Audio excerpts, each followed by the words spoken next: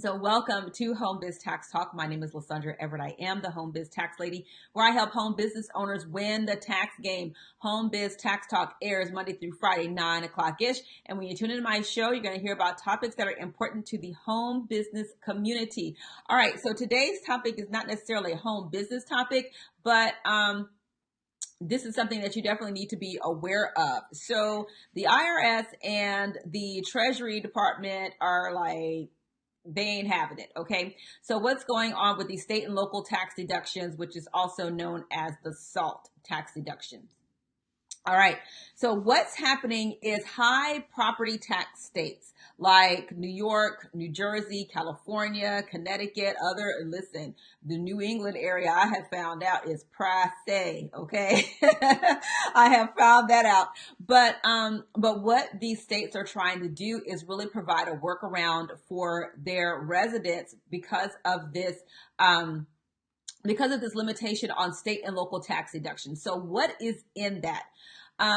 So if you itemize your taxes, if you look on the Schedule A, you have income taxes. That is a deduction for the state income taxes you pay, but you also have your property taxes, your real estate property taxes, meaning that if you pay an excise tax for a vehicle or a boat or something like that, and you also have real estate taxes, that is for your home, right? So those are the different types of state and local taxes.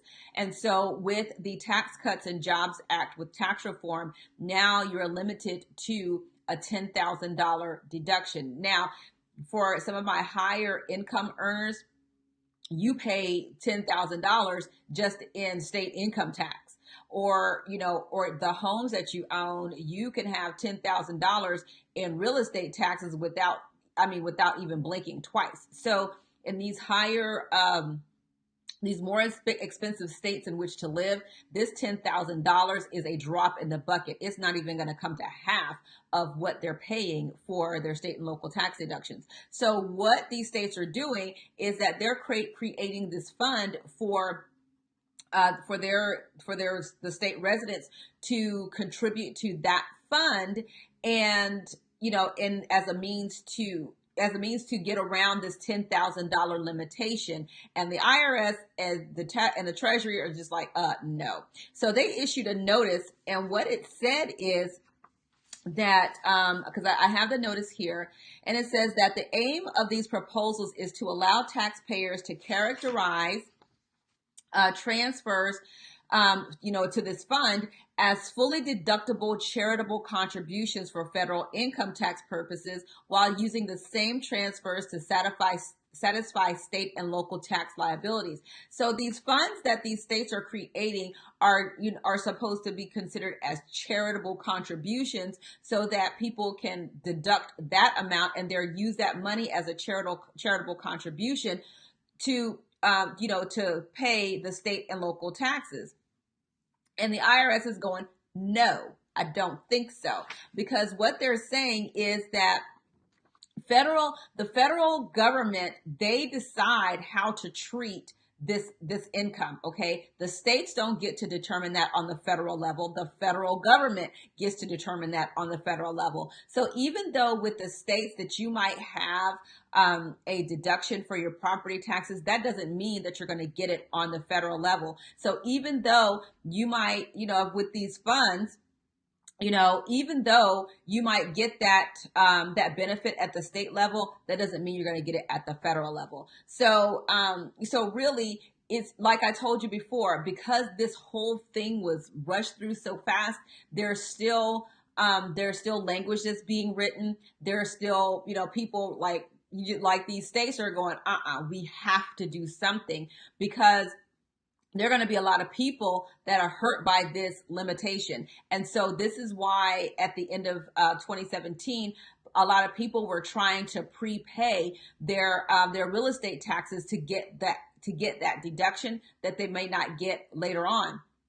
But the problem with that is then the IRS also said that if the property tax was not invoiced, if it was not due until 2018 and it was not invoiced, then you don't get that benefit. Even if you did overpay, if it was not invoiced or due until 2018, sorry, you just overpaid and you won't get that deduction anyway. Okay.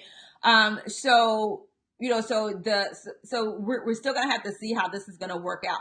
The state and local tax deduction at the federal level, that's set.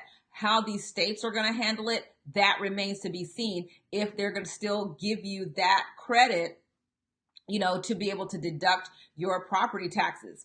I don't know. So that's going to be really interesting to see. But the fact remains that that the federal government decides how this income will be treated, how those donations will be treated. They make that determination, not the states at the federal level. But what I found was interesting is that the House Ways and Means Committee Chairman Kevin Brady is who helped to draft the tax law. And he said, our new pro-growth tax code is putting more money into the pockets of workers and families nationwide. It's unfortunate that some politicians are trying to discredit this new economic momentum in defense of high taxes and stagnant growth. Well, the only problem I have with that is I have yet to see the money going into the workers, to the American workers. But what I have seen is people getting laid off. I see more stock buybacks. I saw an article that said that 2018 is going to be a record year for stock buybacks because they were already starting to see it happen. I see corporations who are innovating and that are going to be innovating people out of jobs. So I don't believe that. Okay, I just don't. But that's just my belief. World according to Lysandra. I hope it is working out in your world. Let me say that. And if it is, fantastic. But just know that historically, it just hasn't worked out that way if you really study that and do the math on it. Okay. So that's it for today. I've had a great time going through trending topics this week. It's been fun. But have a fantastic day. Thank you so much for tuning into Home Biz Tax Talk. Again, we air Monday through Friday, 9 o'clock-ish, and you can come here to get your questions answered about your home business taxes. All right, have a great day, and I'll see y'all next time. Bye.